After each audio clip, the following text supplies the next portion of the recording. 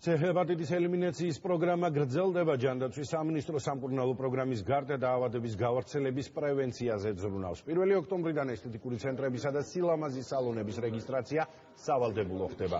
ცვლილება საზოგადოებრივი ჯანმრთელობის შესახებ კანონში შედის. ინფექციის გავრცელების პრევენციის მიზნით კოსმეტიკური ცენტრები ეკონომიკური საქმიანობის რეესტრში უნდა დარეგისტრირდნენ. დაწესებულებები, რომლებიც ეწევიან კოსმეტიკურ და ესთეტიკურ პროცედურებს, რომ მათ ევალებათ დარეგისტრირდნენ რეესტრში 1 ოქტომბრამდე.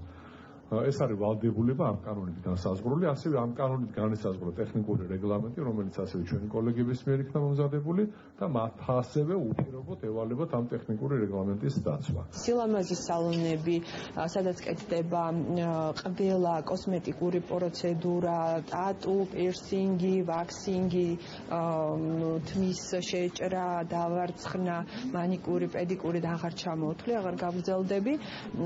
მათი რეგისტრაციის გარეშე ფუნქციონირება გამოიწვევს დაჯარიმებას 1000 ლარის ოდენობით.